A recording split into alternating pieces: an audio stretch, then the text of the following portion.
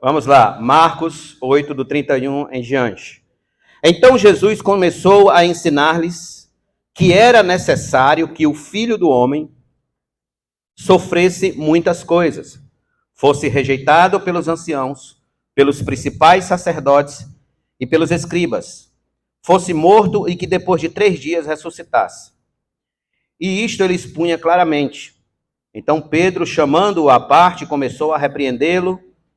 Mas Jesus, voltando-se e vendo os seus discípulos, repreendeu Pedro e disse: Saia da minha frente, Satanás, porque você não leva em consideração as coisas de Deus, e sim as dos homens. Permaneça com sua Bíblia aberta aí e vamos orar neste momento. Curve sua fronte, feche seus olhos e ore comigo.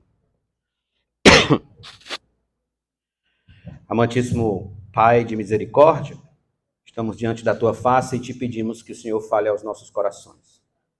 Em nome de Jesus, que a tua palavra, Senhor, venha fazer sentido para as nossas almas. E que o teu nome seja engrandecido e glorificado. Pois sabemos que tu é bom, misericordioso, gracioso e que ama a tua igreja. Sim, fica conosco e fala aos nossos corações. Em nome de Jesus nós te agradecemos e todos nós digamos amém. Permita-me, irmãos, recapitular o que a gente viu no texto anterior a esse, principalmente para aqueles que não estiveram aqui no domingo passado. Nós vimos no texto anterior que Jesus ele tem o interesse de saber o que o povo dizia a respeito dele, quem ele era. E também quem os discípulos diziam quem ele era. Sendo que a opinião mais importante para Jesus não era a do povo, mas a dos discípulos. O foco daquele texto, daquele episódio, não é milagres, mas sim a revelação que Pedro faz de como eles enxergam Jesus como o Cristo. Falamos também que Cristo não é o sobrenome de Jesus. Cristo é um título que significa o ungido. O modo como Pedro chegou àquela revelação foi uma dádiva que Deus Pai o deu, mostrando-nos e ensinando-nos como Deus Pai administra a salvação do seu povo. Além disso, meus irmãos, Pedro e cada cristão deve perceber esta revelação a respeito do Filho de Deus como um privilégio santo, um privilégio magnífico, pelo qual devem viver uma vida de celebração, não de tristeza, não de depressão e não de cabeça baixa. O texto que a gente acabou de ler, ele vai tratar da revelação do destino do Messias na missão de salvar o seu povo. Esta missão, ela será executada, desenvolvida por meio de grande sofrimento, o que obviamente vai de encontro à expectativa popular de um Messias que os judeus tinham, a expectativa de um Messias poderoso, político, militar. Então aqui nosso Senhor começa a predizer a sua morte. Ele começa a anunciar a sua morte. Por mais 2 vezes, além dessa, Jesus vai predizer a sua morte no livro de Marcos. Por exemplo, em Marcos capítulo 9, versículo 31 está escrito: porque ensinava os seus discípulos e lhes dizia: o Filho do Homem será entregue nas mãos dos homens, e estes o matarão, mas 3 dias depois da sua morte ressuscitará. Em Marcos 10 tem a terceira predição da sua morte, verso 33 e 34. Eis que subimos para Jerusalém, e o Filho do Homem será entregue aos principais sacerdotes e aos escribas. Eles vão condená-lo à morte e entregá-lo aos gentios, vão zombar dele, cuspir nele, açoitá-lo e matá-lo. Mas depois de 3 dias, ressuscitará. Observe, tais predições são a prova que não tinha, pelo menos não foi decretado na eternidade, outro meio de resgatar aqueles a quem Deus queria salvar da condenação eterna, senão por meio do sofrimento de seu Filho unigênito. Em João 3,16, Jesus disse: porque Deus amou ao mundo de tal maneira que deu o seu Filho unigênito, para que todo que nele crê não pereça, mas tenha a vida eterna. O que Deus fez? Deus entregou. Para quê? Para este fim, para este sofrimento, para salvar o seu povo. Pois bem, a nossa atenção hoje à noite, ela se voltará para a primeira predição que nosso Senhor faz da sua morte, que é o texto que a gente acabou de ler. E daqui a gente vai extrair algumas verdades relevantes para uma vida cristã mais compromissada com o Evangelho e com o seu reino. Então volte comigo, por favor, para o versículo número 31 do capítulo 8. Então Jesus começou a ensinar-lhes que era necessário que o Filho do Homem sofresse muitas coisas, fosse rejeitado pelos anciãos, pelos principais sacerdotes e pelos escribas, fosse morto e que depois de 3 dias ressuscitasse. Permita-me ir destacando parte a parte desse versículo a fim de entendermos melhor. Vamos começar do começo. Veja o início do versículo. Então Jesus começou a ensinar-lhes. Preste atenção. Depois da revelação que Pedro teve sobre quem era Jesus, nosso Senhor já não falava mais a eles por parábolas. Nosso Senhor agora estava ensinando abertamente sobre qual era o destino do Filho do Homem, sobre qual era o destino do Messias. O que isso trouxe para os discípulos? Privilégio. O privilégio deles aumentou ainda mais. Ou seja, eles estavam tendo o privilégio de conhecer Jesus como ninguém antes o tinha conhecido, nem mesmo os seus familiares. Por exemplo, está em Marcos, vamos para o capítulo de número 4, veja comigo o verso de número 10 e 12. Marcos 4, do verso 10 ao verso 12.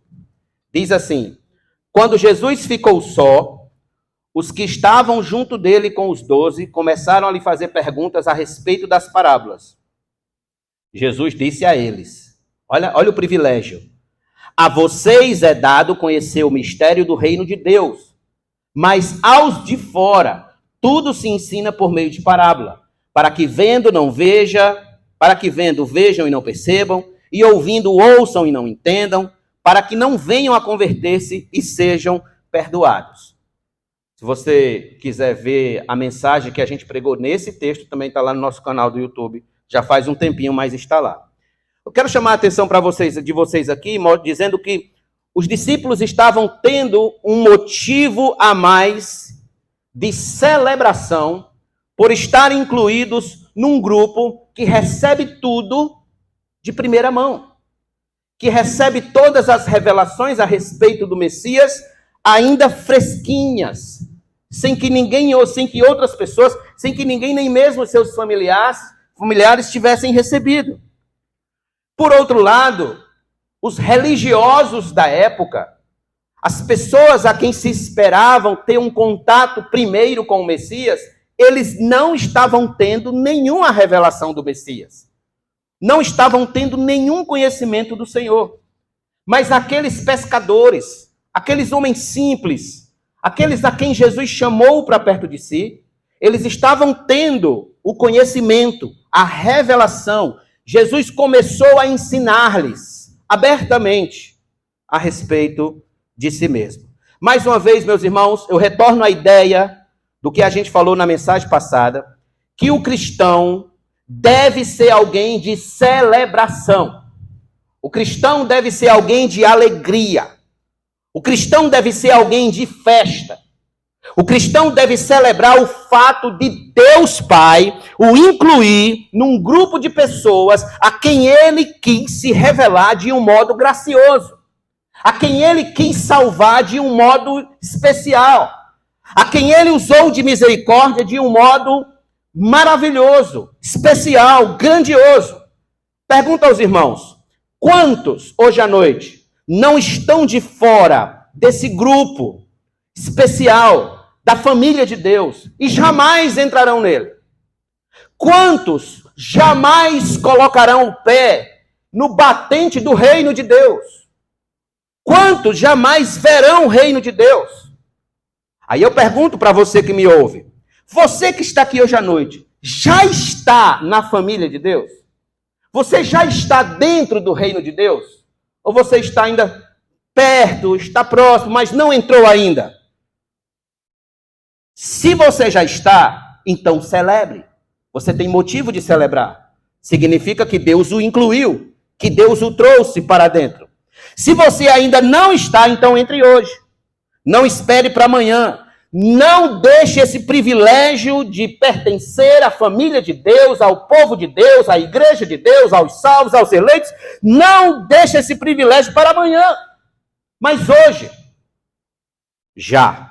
Continuando, volte a Marcos 8:31. Então começou a ensinar-lhes, dizendo que era necessário que o Filho do Homem sofresse muitas coisas. Nós já explicamos que o Filho do Homem é uma referência que Jesus faz à profecia de Daniel, no capítulo 7, verso 13 e 14, onde o Messias é chamado de Filho do Homem. Esta, para quem não sabe, é a segunda vez que Jesus vai falar de si mesmo como Filho do Homem. Ele já falou lá no capítulo de número 2, quando ele discutiu com os fariseus. E aqui ele está se referindo a si mesmo como Filho do Homem, trazendo à tona o texto de Daniel 7, verso 13 e 14. O ponto importante aqui é o termo necessário. Esta é a palavra grega dei, D-E-I, dei, que no grego é um imperativo. Ou seja, o Messias vai ter de sofrer se quiser cumprir a missão celestial. Não haverá conforto. Não haverá tempo bom. Haverá dor. Haverá sofrimento. Sangue será derramado. Uma cruz o aguarda no Calvário. Se for para ter a remissão do seu povo, vai precisar ser derramado sangue.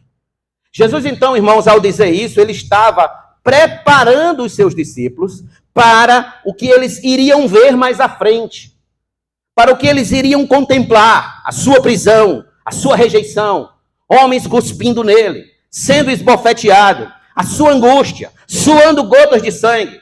Jesus está preparando os discípulos para aquele momento em que não será fácil ver o Messias crucificado. Várias profecias no Antigo Testamento falam do servo sofredor, mostrando que para Jesus a ideia de sofrer, de derramar sangue, não era nenhuma novidade. Por exemplo, abra sua Bíblia comigo rapidinho aqui em um dos textos. São vários, mas esse aqui é importante. Isaías 53. Isaías 53, verso de número 4 e 5. Certamente ele tomou sobre si as nossas enfermidades e as nossas dores levou sobre si. E nós o considerávamos como aflito, ferido de Deus e oprimido. Mas ele foi traspassado por causa das nossas transgressões e esmagado por causa das nossas iniquidades. O castigo que nos traz a paz estava sobre ele, e pelas suas pisaduras fomos sarados. Versículo número 10. Todavia, ao Senhor agradou esmagá-lo. Ao Senhor, fazendo-o sofrer. Quando ele der a sua alma como oferta pelo pecado, verá a sua posteridade e prolongará os seus dias, e a vontade do Senhor prosperará nas suas mãos. Então perceba, Jesus tinha plena consciência do seu sofrimento. Era necessário que o Filho do Homem sofresse muitas coisas. Irmãos, é irônico esperarmos um cristianismo fácil, quando nem nosso Senhor esperava que sua missão de nos salvar fosse fácil. Sim, é verdade que ele sofreu a cruz para que não a sofrêssemos. Todavia, isso não quer dizer que não vamos sofrer por outras razões espirituais. Por outras razões. A nossa santificação, por exemplo, é uma razão pela qual será necessário certa dose de sofrimento para que aprendamos a viver conforme a vontade de Deus e não mais conforme a nossa. E não mais conforme nosso próprio coração. Olha o que Paulo disse em 2 Timóteo 3,12. Na verdade, todos os que querem viver piedosamente em Cristo Jesus serão perseguidos. Perseguição igual sofrimento. Em Tiago, capítulo 1, verso 2 e 3 diz: meus irmãos, tenham por motivo de grande alegria o fato de passarem por várias provações, sabendo que a provação da fé que vocês têm produz perseverança. O que é provação? Luta. Hebreus 12, versos 5 a 7. E vocês se esqueceram da exortação que lhes é dirigida como a filhos? Filho meu, não despreze a correção que vem do Senhor, nem desanime quando você é repreendido por ele, porque o Senhor corrige a quem ama e castiga a todo filho a quem aceita. É para a disciplina que vocês perseveram. Deus os trata como filhos. E qual é o filho a quem o pai não corrige? Na primeira carta de Pedro, capítulo 4, verso 12 e 13, está escrito: amados, não estranhem o fogo que surge no meio de vocês, destinado a pô-los à prova, como se alguma coisa extraordinária estivesse acontecendo. Pelo contrário, alegrem-se na medida em que são coparticipantes dos sofrimentos de Cristo, para que também na revelação de sua glória vocês se alegrem exultando. Perceba, todos esses textos formatam um cristianismo desconfortável neste mundo. Um cristianismo sem conforto. Uma vida peregrina, de cruz, de sofrimento, de dor, de absoluto desconforto, de via dolorosa. Não de confortos. Não de vitórias e mais triunfos. Qualquer ideia de um cristianismo de vida triunfante aqui nessa terra, para o tempo presente, qualquer ideia de um cristianismo na crista da onda, de uma vida o tempo todo de montanhas e montanhas e montanhas. Não. O cristianismo, no cristianismo, tem vales, como nós cantamos aqui. Tem vales e vales profundos, vales escuros, vales difíceis de serem atravessados, vales dolorosos, vales complicados. Então não espere um cristianismo que lhe promete saúde perfeita, muito dinheiro, muita riqueza, família sem problemas, emocional perfeito. Não espere que esse seja o cristianismo bíblico, porque não é. É uma falsificação do diabo para nos iludir e enganar. Por quê, pastor? Porque o próprio Filho de Deus disse: era necessário que o Filho do Homem sofresse muitas coisas. Necessário. Olha o que Jesus está dizendo. Não há atalhos. Não há atalhos. É necessário que o Filho do Homem, que o Messias, sofra. Passe por esses momentos difíceis. Em outras palavras, se foi necessário o Filho de Deus sofrer, nosso Senhor sofrer, infelizmente será necessário que soframos também, não para a nossa salvação, mas para a nossa santificação, sim. Para a nossa perseverança, sim. Não há como escapar disso, irmãos, num mundo caído feito o nosso. Jesus disse: se odeiam a mim, vão odiar vocês também. Se me perseguem, se perseguem vocês, saibam que antes me perseguiram a mim. Está escrito lá em João. Mas se você quer um consolo hoje à noite, fique com as palavras de Jonathan Edwards, que diz assim: a terra é o único inferno que os cristãos experimentarão. E é o único céu que os não cristãos experimentarão. Fique com esse consolo. Nós vamos passar por este vale. Há sombras neste vale, mas há glória no porvir. Seguindo Marcos 8, ele diz: era necessário que o Filho do Homem sofresse muitas coisas, fosse rejeitado pelos anciãos, principais sacerdotes e pelos escribas. Observe, o que Jesus está querendo dizer aqui? Que os seus piores algozes não seriam os ateus, os romanos, os gentios, as pessoas de fora da sua nação, mas aqueles que antes deveriam recebê-lo como o Messias de Deus. Deveriam ter o primeiro contato com ele como Messias em Israel. Mas não. Eles iriam persegui-lo. Iriam cuspir nele. Iriam maltratá-lo. A este a quem Jesus se refere aqui é o Sinédrio. Era uma espécie de tribunal judaico, um tribunal religioso judaico, para tratar de algumas situações referentes, principalmente à heresia. Então, quando a gente lê, por exemplo, a parábola do bom samaritano, a gente percebe a crítica que Jesus faz aos religiosos de sua época, mostrando que eles eram peritos na lei, mas ignorantes na misericórdia. Eram peritos na lei, mas eram maus, eram perversos, eram cheios de ódios e de malignidade. Os sacerdotes, os principais sacerdotes, os escribas e os anciãos, eles compunham a cara, a face da religião em Israel. Se você quisesse saber como que um homem de Deus devia se comportar, olhasse para um escriba, para um fariseu, para um saduceu, para um ancião, para um dos sacerdotes de Israel. Eles eram o modelo, o paradigma de religião em Israel. Porém, eles eram maus. Eles eram perversos, cheios de ódios. Porque, irmãos, é possível ser religioso, é possível frequentar um templo, é possível cantar hinos, é possível cantar louvores, é possível ouvir pregações, é possível participar da comunhão dos santos e ser mau, ser gente maligna, ímpia, sem misericórdia, sem empatia, sem compaixão por ninguém.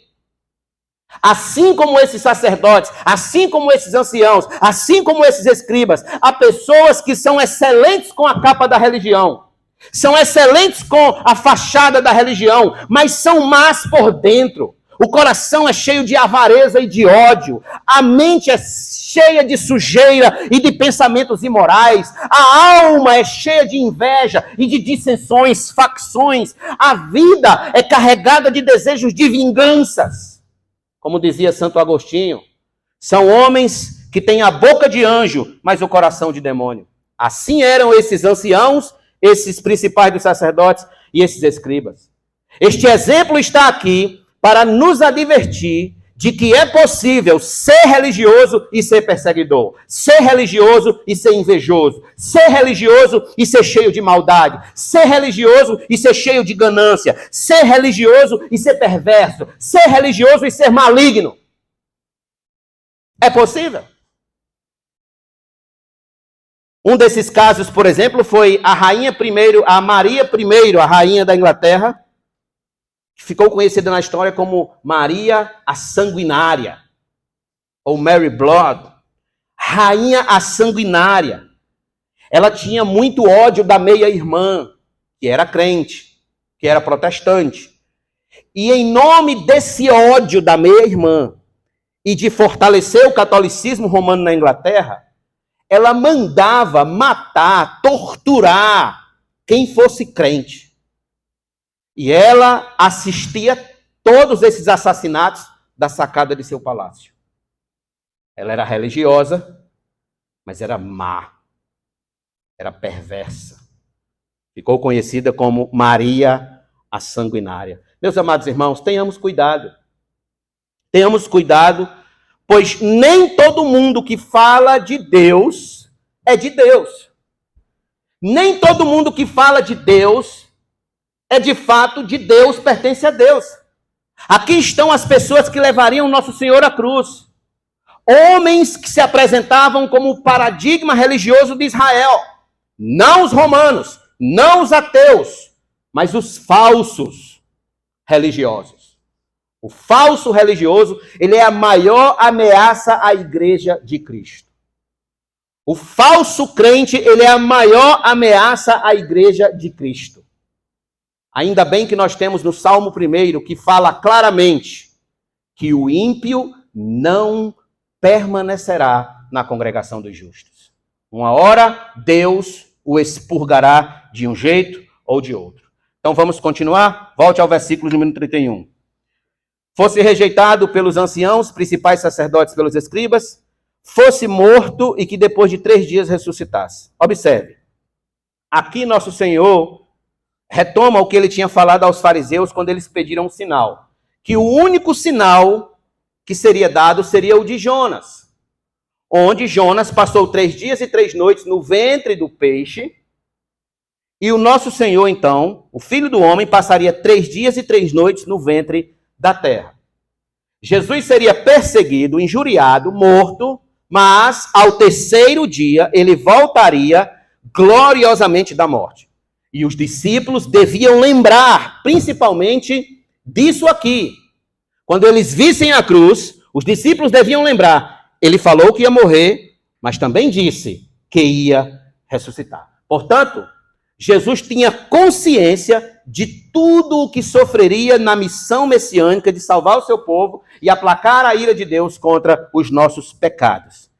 Porém, mesmo diante de todo esse sofrimento, Jesus tinha consciência de que Deus não o deixaria na morte, mas que ele ressuscitaria no 3º dia. Ocorre, meus irmãos, que Pedro, aquele a quem Deus Pai revelou quem era o Cristo, ainda estava naquele primeiro estágio da visão espiritual, como aquele cego que foi curado em 2 estágios. Pedro ainda estava no primeiro estágio, com a visão espiritual embaçada, vendo os homens como árvores que andam.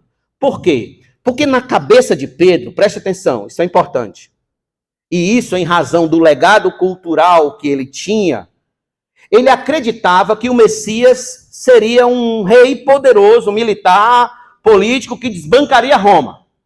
Certo? E mais, na cabeça de Pedro, é como se Jesus estivesse falando besteira em dizer que sofreria tantas coisas e seria morto. É como se Jesus estivesse falando bobagem. Então Pedro diz o seguinte, volte a Marcos 8, verso 32. E isto ele expunha claramente. Então Pedro, chamando-o à parte, começou a repreendê-lo. Essa palavra repreendê-lo aqui no grego é eptimã, é a mesma palavra usada para repreender os ventos. Quando Jesus usou aquela autoridade para repreender os ventos. Por que Pedro falou assim? Qual era a esperança de Pedro? Nós temos que entender Pedro, irmãos. A esperança de Pedro era que Jesus assumisse logo a sua cadeira de Messias. Que ele assumisse logo o seu posto. Desbancassem os gentios, mandasse os romanos embora e reinasse sobre o mundo inteiro junto com os filhos de Israel. Esta era a esperança de Pedro e dos demais discípulos. Então, longe dele pensar que nosso Senhor seria morto pelo Sinédrio. Longe dele, ele sabia que estava com o Messias. E longe dele pensar que o Messias iria para a cruz, iria morrer, iria sofrer. Aquele que acalma tempestades, aquele que expulsa demônios, aquele que faz cego enxergar, aquele que faz surdo ouvir, aquele que faz morto ressuscitar. Esse homem não vai sofrer. Era isso que estava na cabeça de Pedro. Perceba, a confusão de Pedro não mais repousava sobre a pessoa de Jesus. Ele sabia quem Jesus era. A confusão na cabeça de Pedro repousava sobre o modo como a missão de Jesus seria levado a cabo. O modo, o meio, a maneira como a missão de Jesus iria até o fim. O fato, irmãos, é que Pedro parece que não ouvia bem. Pedro parece que tinha problemas de audição. Porque ele não ouviu o fim do ensino de Cristo. O que foi que Jesus ensinou? Tinha acabado de ensinar. O Filho do Homem sofrerá muitas coisas na mão dos anciãos, dos principais sacerdotes, dos escribas, será morto e ressuscitará ao terceiro dia. Isso foi que Pedro não ouviu. Que Jesus iria ressuscitar ao terceiro dia. Era isso que Pedro não tinha na cabeça. E é interessante porque o versículo 32 diz assim, começa assim. E isso ele expunha claramente. Ou seja, Jesus estava dizendo com toda clareza que ele morreria, mas que não ficaria na morte, de que ele ressuscitaria. No entanto, como afobado que era, muito afobado, ele chama Nosso Senhor para o lado e começa a repreender Jesus como se estivesse salvando o Salvador. Na posição de salvar o Salvador. Ele acredita que está corrigindo uma interpretação errada que Jesus tem sobre o fim do Messias na sua primeira vinda. Corrigindo a interpretação de Jesus. Deixa eu trazer outro detalhe importante do porquê que Pedro pensou assim. É que na cabeça do judeu da época, o servo sofredor de Isaías 53 não era o Messias. O servo sofredor era a nação de Israel. A nação personificada era que era o servo sofredor e não Jesus. Entretanto, irmãos, como veremos, nosso Senhor deixará claro que quem está por trás desses enganos teológicos na cabeça de Pedro não é o próprio Pedro. Quem está por trás desses enganos teológicos na cabeça de Pedro não são os fariseus meramente, nem os saduceus, nem os principais dos anciãos. Quem está por trás desses enganos teológicos na cabeça de Pedro não é outra pessoa, senão o pai da mentira, o diabo. Deixa eu me perguntar. Quem vocês acreditam que está por trás dos enganos teológicos que temos ainda hoje?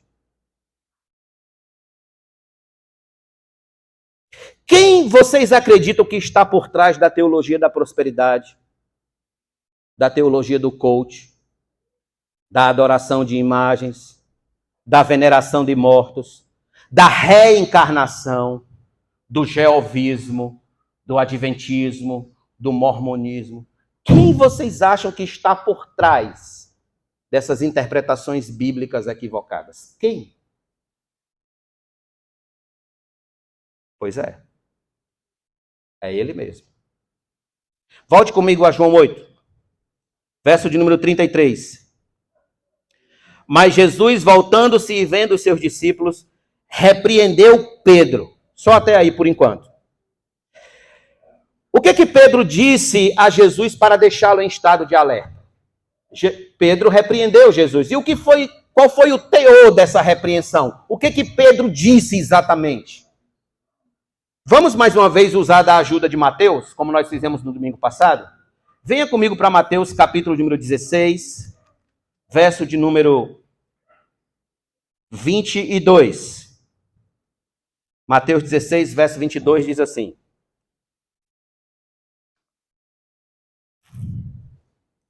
Então Pedro, chamando-o à parte, começou a repreendê-lo, dizendo que Deus não permita, isso de modo nenhum irá lhe acontecer. Olha o que ele tinha na cabeça. O Messias jamais vai sofrer o que o Senhor está dizendo que vai sofrer. O servo sofredor não é o Messias, o servo sofredor é a nação de Israel. E não o Messias. A gente acabou de ver que isso é uma interpretação errada. Irmãos, o discernimento de Jesus era aguçadíssimo. Quando Pedro falou isso, ele percebeu que não era Pedro falando. Ele percebeu que era o diabo falando através de Pedro. Ele sabia que aquela voz vinha do inferno. Não vinha meramente de Pedro. Não era uma interpretação uma mera opinião de Pedro. Não era uma mera interpretação. Isso é muito bom para o mundo relativo de hoje, né? Que tudo hoje é relativo, é relativo. É a sua opinião. A minha opinião, Pedro poderia ter dito isso. Não, senhor, mas é a sua opinião. A minha opinião. Não é assim que se diz hoje, não. A sua opinião, mas a minha opinião é uma coisa. Isso é o que o senhor está dizendo. O que eu digo é outro. O fato é que Jesus, ele se volta de uma vez e ele mira os discípulos e ele repreende Pedro. E Jesus mostra, irmãos, que ele percebeu que era Satanás que estava ali. O diabo estava ali, que aquela voz não era mente a voz de Pedro, mas a voz do inimigo, do povo de Deus, do inimigo de Deus. Qual é a grande consideração que eu quero trazer para vocês hoje à noite aqui? A grande consideração que eu quero trazer para vocês hoje aqui é que o diabo existe. Oh, que revelação, pastor, todos nós sabemos, né? O diabo existe. Mas eu quero relembrá-los de fato que ele existe e que ele age contra o povo de Deus. E Jesus o identificou de pronto. Jesus sabia que aquela mensagem não era de Pedro, mas do diabo. Aquela mensagem não vinha do Pedro, que tinha acabado de ter uma revelação de Deus, mas vinha do próprio diabo. E aqui nós temos 2 exemplos do modo como o diabo age contra nós. Primeiro exemplo é a sutileza com que ele age em nossa mente. Pedro não percebeu, mas o inimigo estava agindo na sua mente e colocando palavras em sua boca, levando Pedro a achar que estava ajudando Jesus, que estava salvando o Salvador, que estava, trazendo Jesus para o bom siso. Sendo que, na verdade, o que estava por trás de Pedro, da mensagem de Pedro, do encorajamento de Pedro, era uma mensagem do diabo. E não da vinda de Deus, dos céus. Porque o diabo está sempre à espreita, como um leão, rondando, procurando alguém para devorar. E ele sabia que Pedro tinha acabado de ter uma revelação divina, que Pedro estava indo bem, que Pedro estava amadurecendo na fé, que Pedro estava feliz porque Pedro tinha acabado de receber um elogio de Cristo, chamando-o de bem-aventurado. Bem-aventurado és tu, Simão Bajonas, porque não foi carne nem sangue que te revelou, mas meu Pai que está nos céus. Bem-aventurado. Então o diabo se aproveita desse sentimento de alegria de Pedro e age na mente dele. Fala isso aí e ele vai dizer que é outra revelação do Pai. Que é outra revelação de Deus Pai. Então ele jogou na mente de Pedro esse sentimento de preocupação com o bem-estar de Jesus. Traduzindo isso em palavras de encorajamento a nosso Senhor. Preste atenção, irmãos. Satanás sempre se aproveita das circunstâncias, do clima de alegria ou de tristeza para nos fazer pecar contra Deus. Satanás vai sempre se aproveitar das circunstâncias ou do clima, quer seja de tristeza, quer seja de alegria, para achar um espaço, uma maneira para nos fazer pecar contra Deus. Por exemplo, deixa eu trazer aqui a vocês uma história que aconteceu. Uma irmã foi a uma festa de casamento de um amigo da igreja. E ela estava muito feliz, muito satisfeita, porque foi convidada, estava entre os convidados, povo tudo muito bonito, muito cheiroso, muito arrumado. E ela ali no meio cantando, e ela se alegrou com todos ali naquela festa de casamento do irmão da sua igreja. E comeu, e bebeu, e ficou feliz. Mas no final da festa, esqueceram de lhe dar uma lembrancinha de casamento. Pronto. Acabou-se o mundo. Ela voltou para casa triste, murmurando, falando mal do irmão, falando mal do casamento, se sentindo desconsiderada, porque ninguém lhe deu uma lembrancinha. Aí eu pergunto, custava ela pensar assim? Não sobrou uma lembrancinha, porque meu amigo é muito querido e tinha muita gente. Além disso, eu já fui convidada, já tive a honra de ser uma convidada especial. Para mim, isso já é glorioso, maravilhoso. Eu estive na festa do meu amigo. Eu fui presente na festa do meu amigo. Mas ela não pensou assim. E aí ela saiu falando mal do irmão e pecando contra Deus. Quem colocou aquele sentimento negativo em seu coração depois de uma festa cheia de alegria? Quem se aproveitou daquela circunstância? Há pessoas, irmãos, que vão a uma festa e saem falando que a comida foi pouca. Já ouviu essa história já? Rapaz, eu não faço mais nem festa lá em casa, porque toda vida que eu faço, o povo sai falando, dizendo que a comida foi pouca. Eu tenho uma tia que tem essa arrumação. Ninguém chama mais ela. Que ela não assiste essa mensagem. Ela vai saber que foi ela, quem é ela. Nunca esqueça a parábola do joio. Foi quando os homens dormiram que veio o inimigo e semeou o joio na plantação de trigo. É num piscar de olhos, é numa pequena brecha, é num pequeno espaço que o diabo entra e começa a prejudicar o ambiente. Começa a estragar o ambiente. Quer ver outro momento em que o diabo se aproveita? É um momento difícil, um momento de aflição em que a gente passa, os momentos tristes da vida, quando a gente enfrenta o desemprego, um luto, uma doença terminal, uma perseguição no trabalho, etc.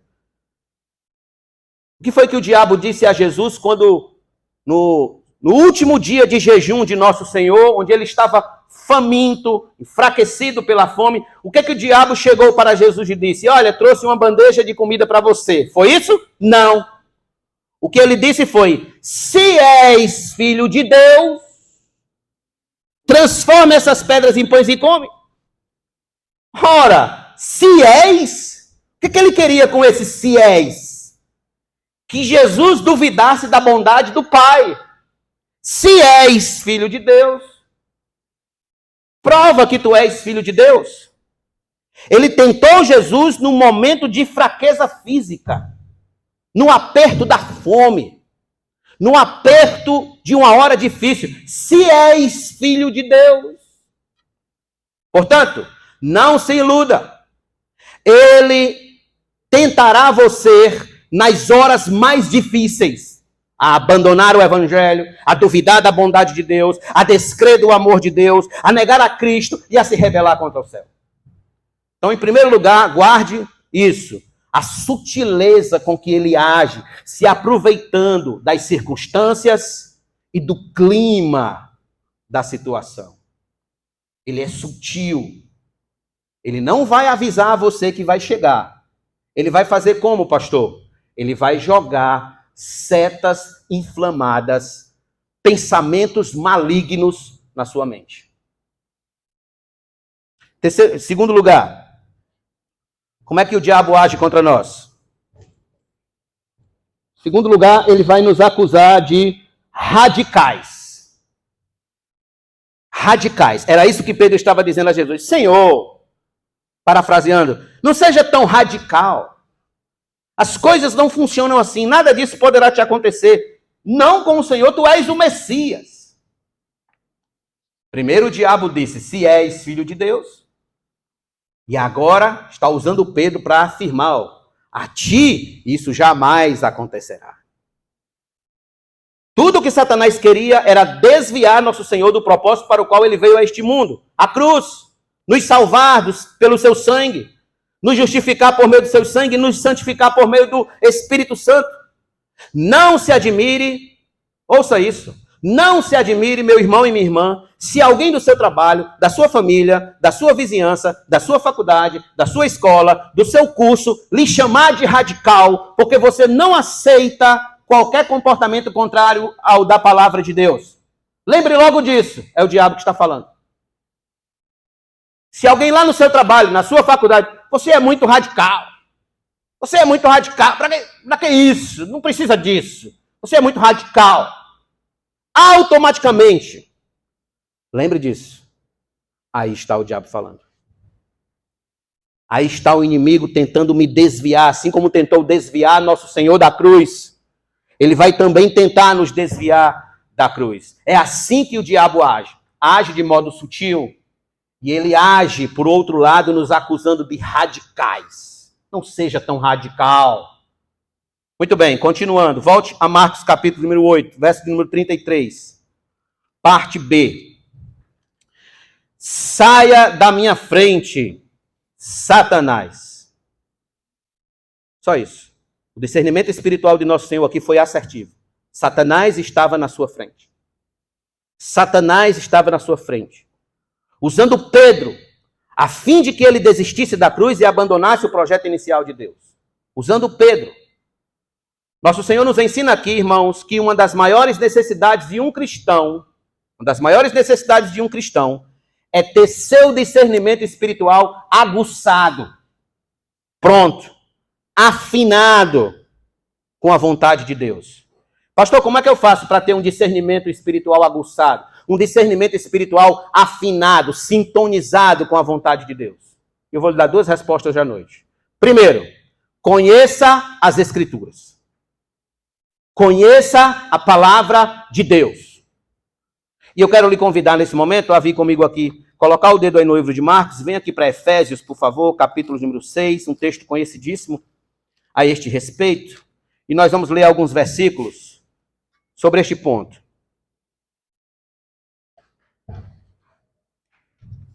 Efésios 6, do verso 10 em diante.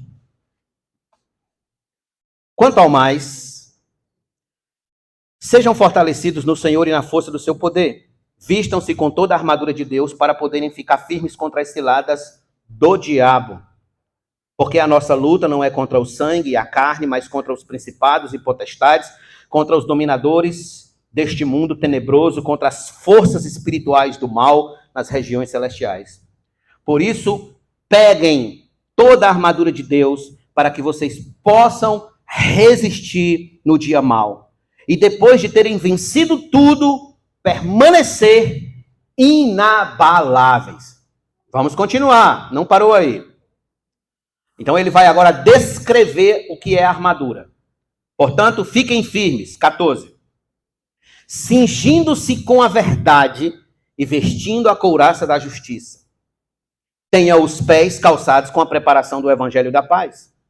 Segurando sempre o escudo da fé, com o qual poderão apagar todos os dardos inflamados do maligno.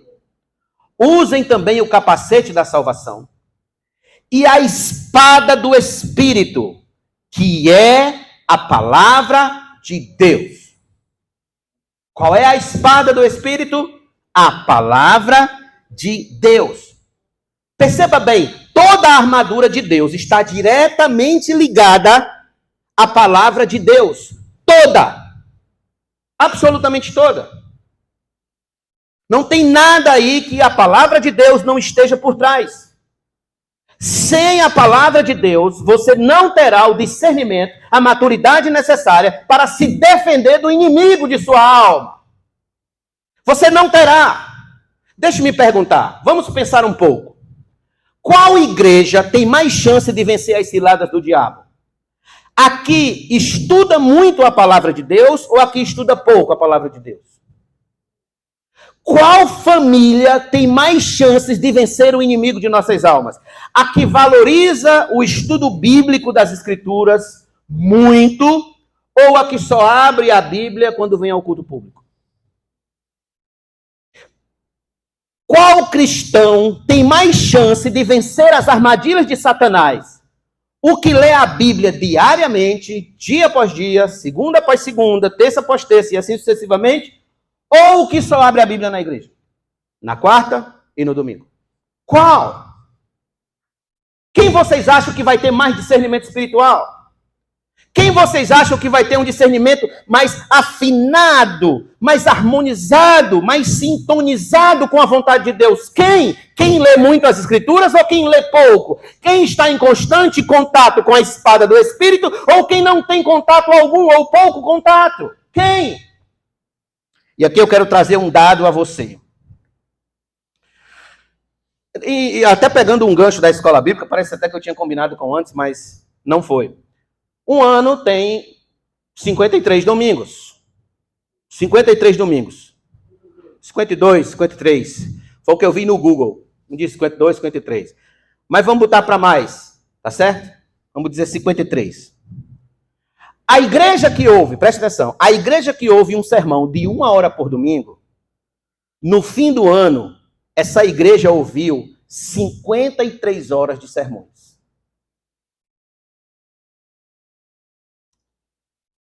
Por outro lado, uma igreja cujo sermão seja apenas 30 minutos, ela vai ouvir, durante todo aquele ano, 26,5 horas de sermão por ano.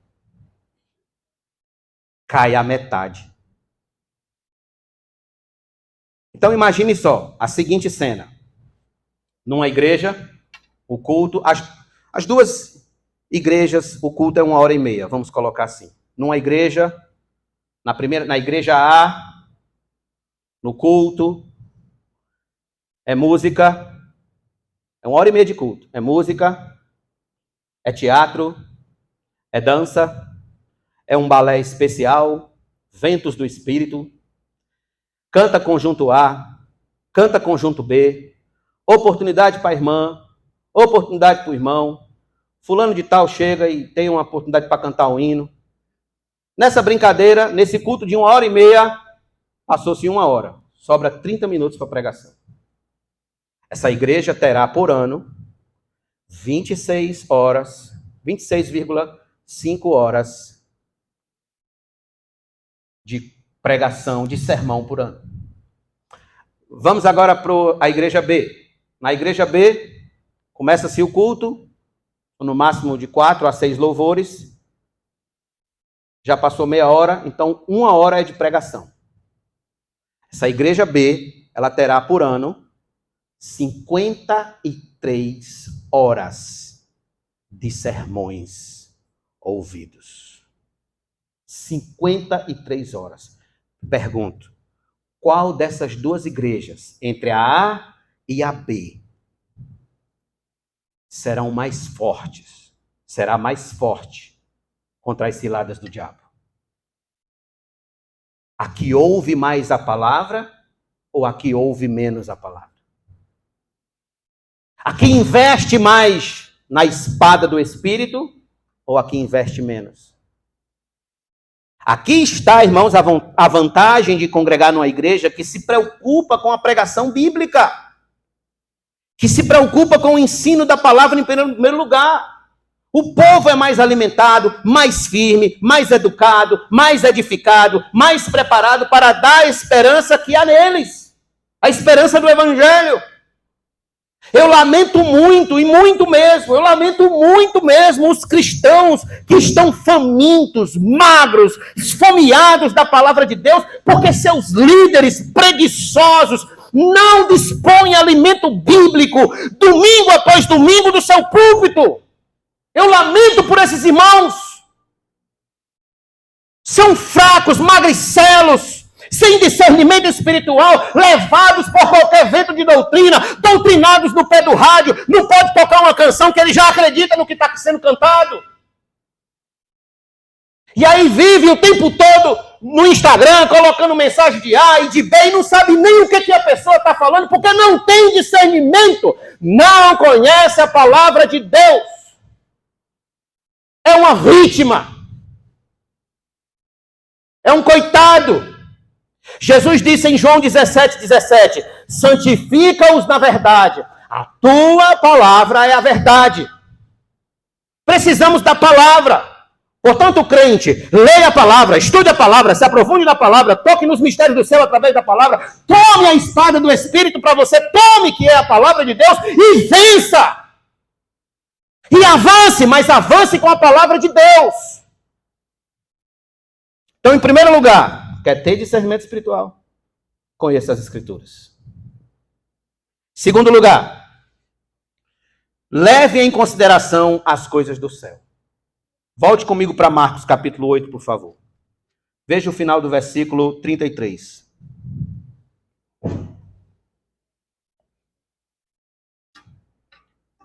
Saia da minha frente, Satanás. Jesus percebeu que o diabo estava ali. E aí Jesus agora vai falar diretamente a Pedro mesmo.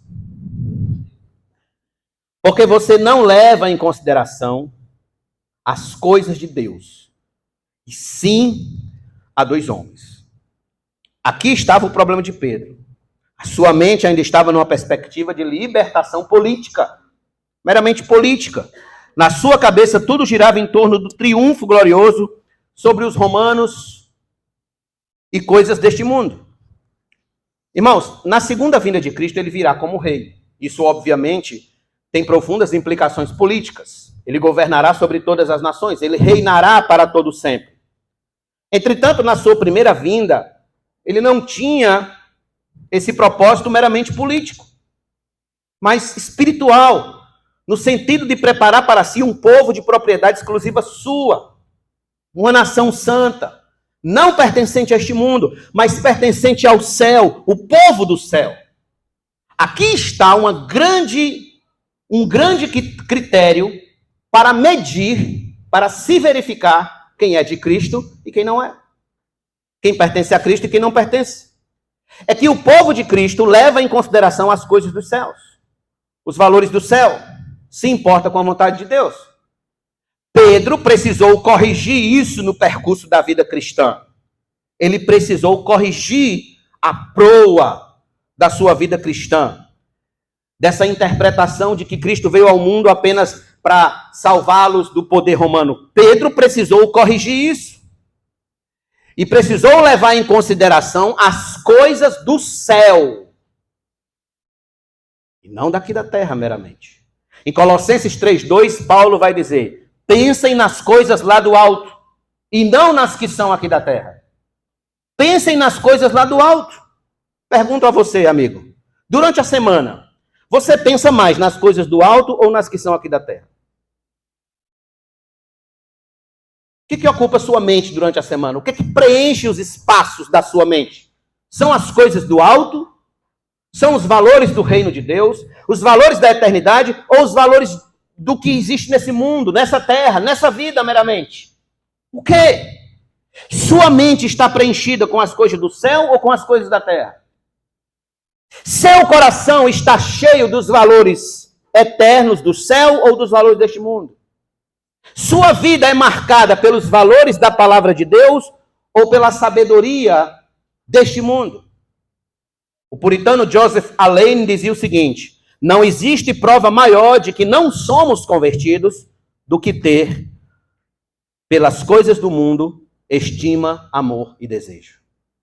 Se você tem estima, se você tem amor e se você tem desejo pelo estilo de vida do mundo, pelo estilo de vida que o homem lá fora leva, pelo estilo de vida que as mulheres lá fora levam, pelo estilo de vida que os jovens lá fora levam, pelo estilo de vida que as senhoras e os senhores lá fora levam, se você tem essa estima, esse amor e esse desejo, você tem que se converter.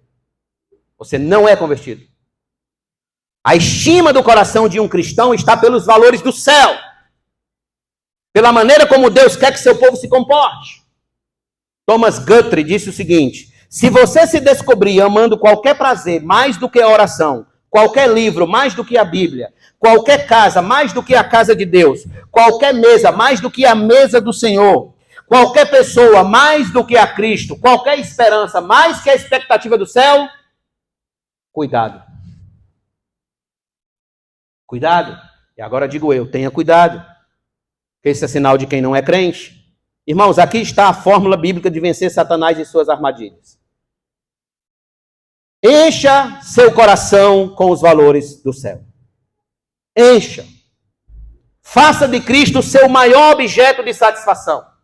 Faça de Cristo, da glória de Cristo, o motivo pleno de sua felicidade. Encha-se do amor pelo Senhor e pelo seu reino. Encha-se diariamente, de segunda a segunda. Encha-se. Opte pela leitura bíblica em vez da série da Netflix. Opte pelo culto de oração em vez do futebol no estádio quarta-feira à noite. Opte pela EBD em vez do churrasco com amigos. Opte pelo culto dominical em vez daquela ida à praia que suga toda a energia. E como Anderson disse aqui na escola bíblica, gera enfado e você fica no culto dormindo de um lado e dormindo do outro. Opte pela casa de Deus. Opte por Deus em primeiro lugar. Por Deus. Santo Agostinho disse: se você é sábio, deixe o mundo passar. para não passar com o mundo. Deixe o mundo passar, senão você vai sofrer o juízo que o mundo vai sofrer. Na Ásia Oriental, na antiga China, Japão, Coreia, enfim, existe a prática milenar da plantação de arroz. Diferente das demais plantações, dos demais cultivos, o cultivo de arroz não tem descanso da terra, como o cultivo de outros cereais e legumes. Por que não tem esse descanso? Porque se descobriu que quanto mais cultivam arroz, mais fértil e forte a terra se torna para novas plantações de arroz. Então, comumente, os irmãos que plantam aqui, que entendem de plantação, sabem que tem que ter o descanso da terra, né? Tem uma plantação, aí tem o descanso da terra, aí depois outra plantação, não é isso? O arroz não. O arroz, quanto mais você planta arroz, mais fértil a terra fica para uma outra plantação de arroz. Quanto mais enchermos nossos corações da palavra de Deus, dos valores do céu, mais fértil e forte estará nosso coração contra as ciladas do diabo, contra o mundanismo e contra as propostas diabólicas. Conselho pastoral: fertilize seu coração com a palavra de Deus diariamente. Cultive diariamente uma vida de oração. Plante todos os dias as sementes do céu na sua alma e jamais você será vencido pelo inferno. Quando o diabo bater na sua porta, você já está de pronto com a espada do Espírito. Permita-me concluir essa mensagem dizendo o seguinte: irmãos, graças a Deus, Satanás não conseguiu fazer Cristo desistir da cruz. Cristo veio do céu determinado a ir à cruz, custe o que custar. Ele ia à cruz, custe o que custar. Se ele não tivesse ido à cruz, nós iríamos à cruz. E ainda não seria o suficiente para aplacar a ira de Deus. Mas ele veio do céu, determinado, destinado a ir à cruz, custasse o que custasse. Tudo que Satanás queria era desviá-lo dessa missão. Ofereceu reinos, ofereceu tronos, todos os reinos da terra te dou, se prostrado me adorares. Então nosso Senhor diz, também está escrito, somente ao teu Deus adorarás e somente a ele prestarás culto. É essa a resposta que nós devemos dar ao diabo quando ele vier sobre a nossa mente, sobre o nosso coração, a fim de nos desanimar no que diz respeito aos valores eternos do reino de Deus. Somente a Deus adorarás. Então, graças a Deus. E minha oração é que ele não consiga fazer, que nem eu e nem você, nenhum crente dessa igreja, desista das coisas de Deus e que o Senhor nos guarde. Amém. Vamos orar.